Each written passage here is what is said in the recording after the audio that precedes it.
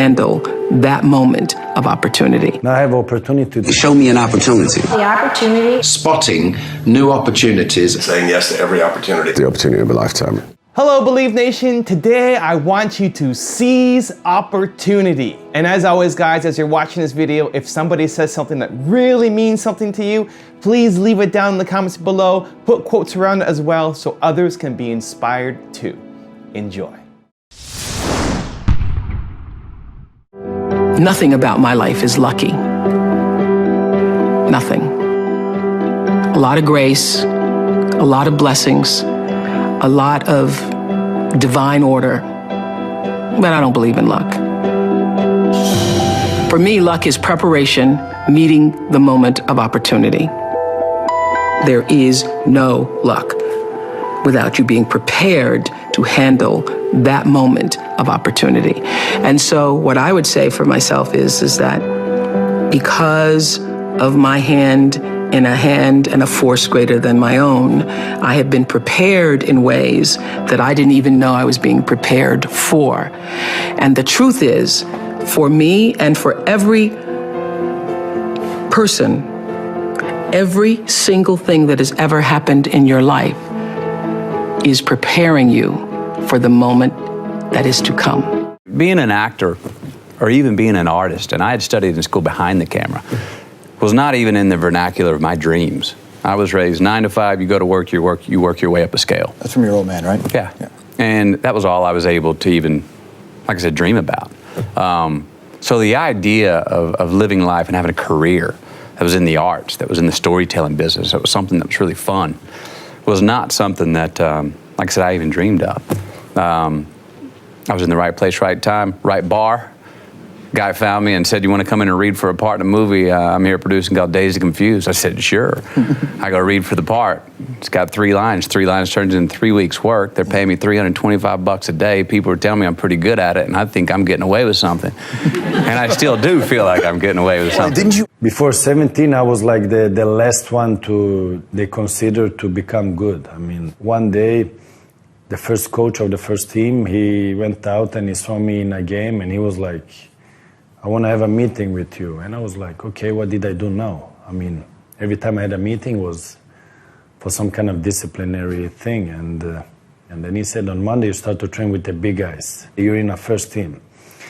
And then I was like, from considering to be not the biggest talent, like let's say the last one in the group, to jump over all of them and come in the first group. And I was like, okay. And I was in shock because, and I didn't want to say it too much because maybe if I talk too much, he will change his mind. I was like, okay, see you on Monday then. When they saw me, they saw the player that was different from the other ones. It was a great feeling, but at the same time, I was like, now I have opportunity to do something good out of it. And it's up to me. So if I want to become something that I think I can become, I have to train hard, and that's my mentality. I like to train hard. I mean, you can have talent, but talent don't take you all the way.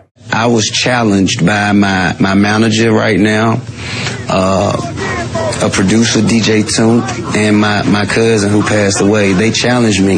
How long ago? This was about 12, 13 years ago, 98. You were 17? 17, 18, and they challenged me to stop selling drugs, stop selling crack. They say, you want to be a rapper, this is what you want to do. You've already been arrested, you did this little bit of time, you got probation.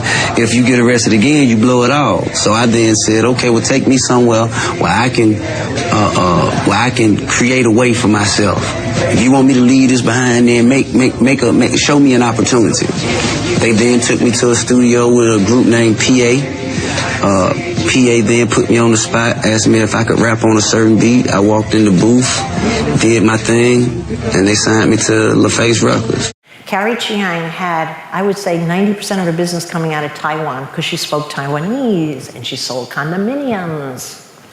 And then one day I'm watching the news early and I see the Taiwanese stock market, if there's such a thing, some big Taiwanese thing crashed. I'm sitting there, I'm like, oh my God, Krie is going to be over here.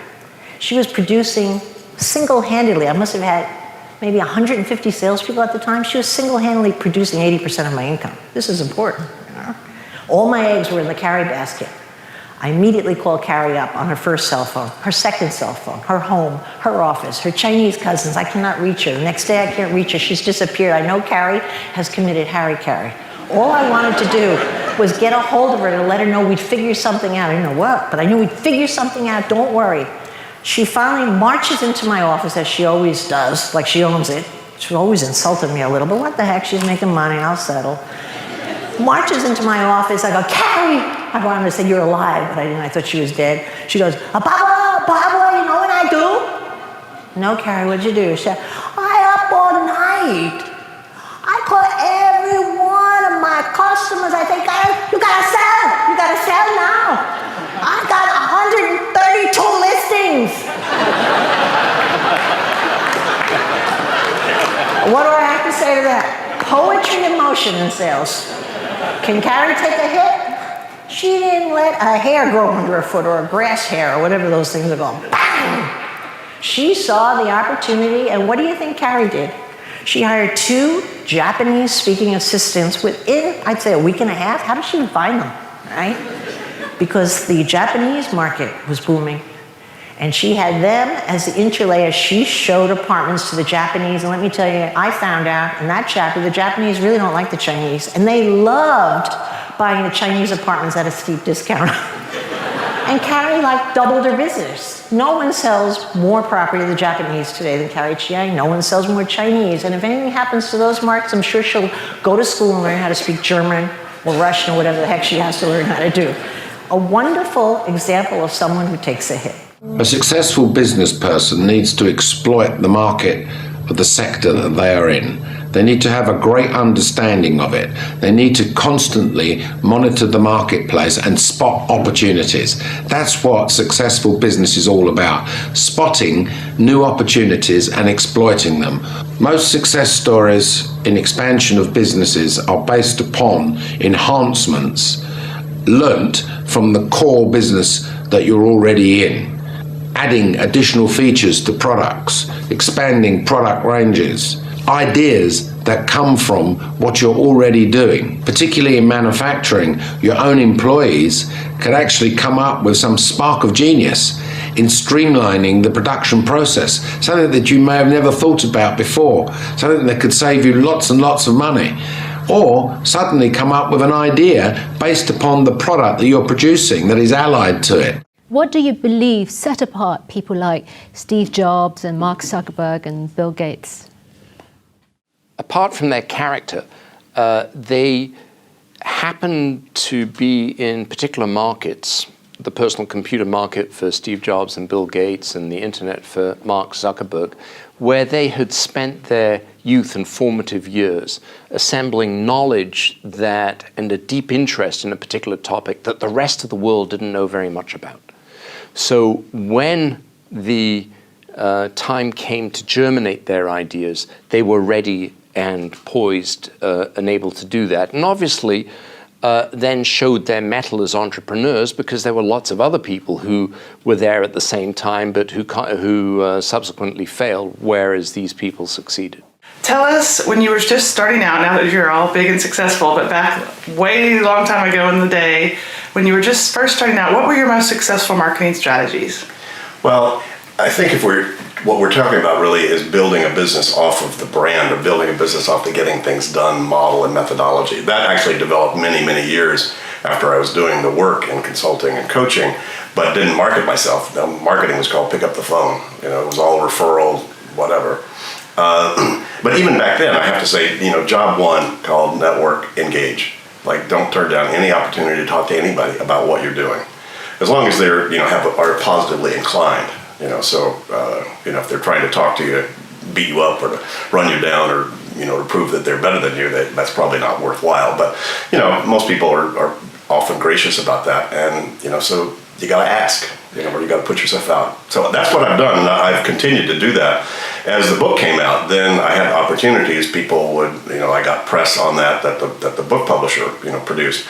But I took advantage of every single podcast, every single interview, every single, like this, like you, Stephanie, meeting you and say, hey, David, you want to talk to people? Sure, I'll talk to people. So I'm not actually a naturally extroverted person it actually is something I do need to focus on. And, it's not like I get all my juice out of that. So it is a consciously done thing. And I think out of, hundreds and hundreds and hundreds of interview requests and would you write an article about or whatever, I think I've only turned down one that just seemed to be a bit sleazy. My wife, who's my chief executive assistant, she provides a little bit of a filter for me about those kind of things. But I take advantage of all of that. So that was job one. Okay, so just saying yes to every opportunity. Saying yes to every opportunity, and also just in terms of my stuff, many times, much like Buckminster Fuller used to say, he learned what he knew by talking to people. Because he said he had a BS meter that would go off inside of him if he was talking to people. That's where he learned, and I'm pretty much the same way. So it's not only a one-way street, meaning you're helping other people out there, but I also matured a lot of my thinking about what I was doing and how to express it by doing that. When you realized it wasn't a joke, was your first instinct stay away from it, or was it percolating in the back of your head somewhere as a great idea? There was a couple of things happening, and my first instinct was, dude, that is the opportunity of a lifetime. Are you kidding me? What a gift. But then the next thought was, but if you f*** it up, good night, your career's over. Period. Because, in film, my career has been decent, and I can't say I have a string of amazing films under my belt. I've got great films and films that vary from popcorn films to some really heartfelt films. But, Mandela was next level for me, and it was absolutely the gateway to the next chapter of my career. But had I get to the gateway and tripped up as I fall in, I won't be moving on, because he's such a big world global citizen, and I had all this sort of trepidation about, man, I don't look like Mr. Mandela at all. How am I going to do this? But Justin was really clear about his vision, and then it was a different spin, I guess.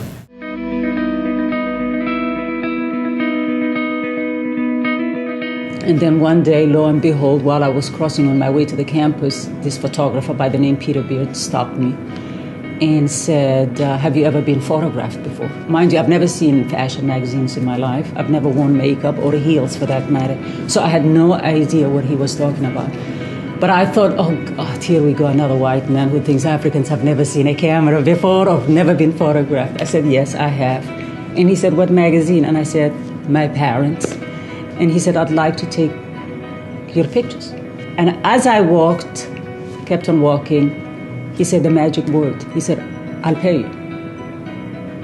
And I said, well, how much? He said, well, how much do you want? And right there and there on the streets of Nairobi, on my way to campus, I made my first modeling transaction. And I said $8,000 because that was the tuition. And a couple of months later, he brought the pictures to America, and they called for me, and I have been here since then. Thank you guys so much for watching. I'd love to know what you thought of the video. What was your favorite clip? What was the message that really resonated the most with you? Leave it down in the comments below. I'm also curious, do you seize opportunities enough? Did you take home something from this that you're now going to apply to your life, to your business? Leave in the comments. I'm going to join in the discussion. Thank you guys so much for watching. I believe in you. I hope you continue to believe in yourself and whatever your one word is. Much love, guys. I'll see you soon.